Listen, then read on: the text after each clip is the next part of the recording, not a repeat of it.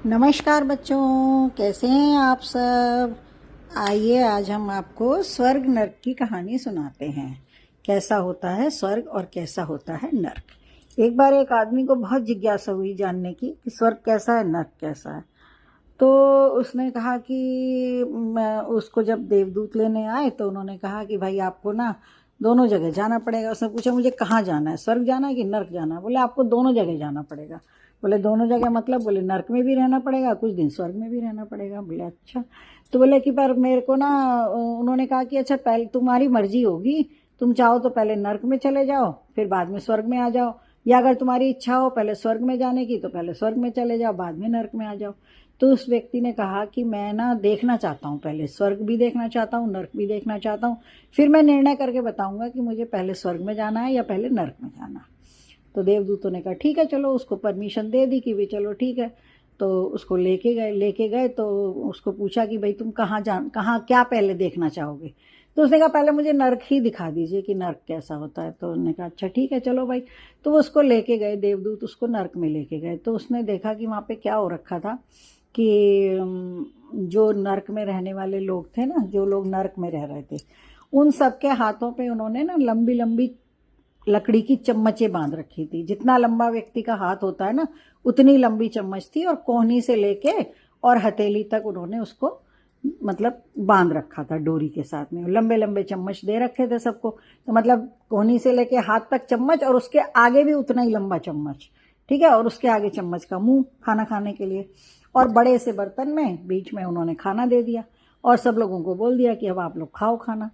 तो वो जो व्यक्ति था उसने उसने पहले तो सोचा क्या ये बेवकूफ़ी है, इतने लंबे लंबे चम्मच दे दिए, भला ऐसे कोई खा सकता है।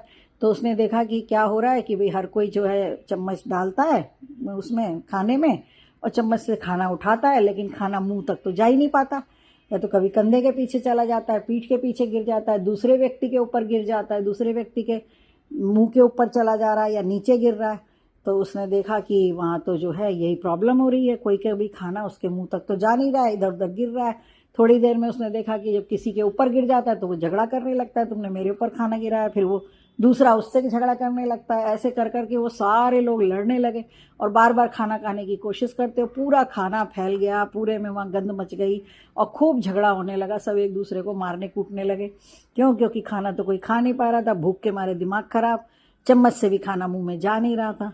बहुत झगड़ा होने लगा, इतना ज़्यादा झगड़ा होने लगा, इतनी चिल्लपौ मचने लगी कि उन लोगों ने सोचा कि भाई अब यहाँ से चल ही दो, यहाँ पे रहने का, खड़े रहने का कोई फ़ायदा नहीं है। उन्होंने कहा यहाँ खड़े होने का कोई फ़ायदा नहीं है, क्योंकि यहाँ तो अब इतना शोर शराबा मच रहा है, ये लोग इतनी ज़ोर ज़ोर से लड़ रहे हैं कि जो है बड़ी मुश्किल से ही कोई बात किसी को समझ में आएगी। तो वो लोग वहाँ से चल दिए। तो उसने कहा कि अच्छा देख लिया तुमने नर्क? बोले हाँ देख लिया।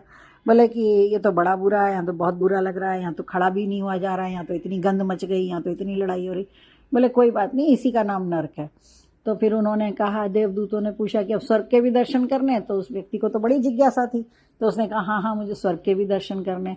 तो वो स्वर्ग में लेके गए उसको, तो वहाँ देखा, वहाँ पे भी उसने देखा कि जो इधर उधर लोग घूम रहे हैं सबके हाथों में लंबे लंबे चम्मच बंधे हुए हैं, उसी तरीके के जैसे उसने पहले देखे थे, लंबे लंबे लकड़ी के चम्मच कोहनी से लेके हाथ की कलाई तक आगे तक बंधे हुए हैं, और उतना ही लंबा चम्मच और आगे भी है।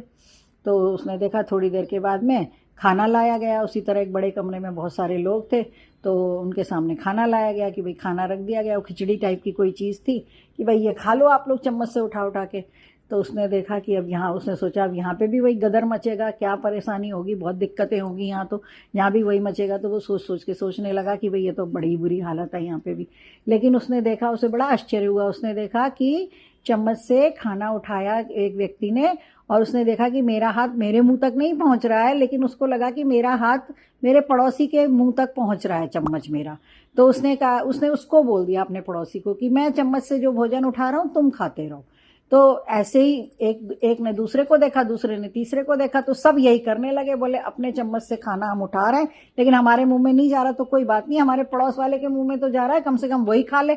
तो ऐसे करते करते उसने देखा कि सभी लोग अपने से बाजू वाले को खिलाने लगे, क्योंकि वो चम्मच जा ही दूसरे की तरफ जा रहा था।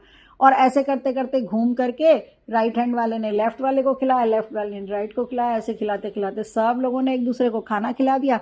वहाँ शांति रही, वहाँ कोई झगड़ा नहीं हुआ। क्यों? क्योंकि उन्होंने एक दूसरे का सोचा, खाली अपना अपना नहीं सोचा। जैसे नरक में तो क्या हो रहा था, सब अपना अपना सोच रहे थे, मैं खा लूं मैं खा लूं मैं खा लूं, और किसी का भी चम्मच उसके मुंह तक पहुंच ही नहीं पा रहा था, क्योंकि पहुंचेगा कैसे इतना लंबा चम्मच, वो तो बाजू में ही गिरेगा ना, कंधे के पास या और कहीं जाके खाना गिर रहा था बार बार। लेकिन यहाँ पे क्या हुआ, तो उन्होंने सोचा भी हमारे मुंह तक खाना नहीं जा रहा तो कोई बात नहीं, हम चम्मच से उठाते हैं, पड़ोस वाले को खिला देते हैं।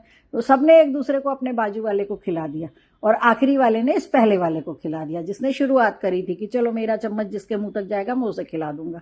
तो उसने फिर उसको बड़ा आश्चर्य हुआ, बोले अच्छा इसीलिए ये स्वर्ग है? बोले हाँ देख लो, सब परिस्थिति एक सी है, वहां भी ऐसे ही था, यहाँ भी ऐसा ही है, वहां भी खाना ऐसे ही दिया गया था, यहाँ भी खाना ऐसे ही दिया गया, वहां भी चम्मच सबके बांधे गए थे, यहाँ भी चम्मच सबके बांधे गए।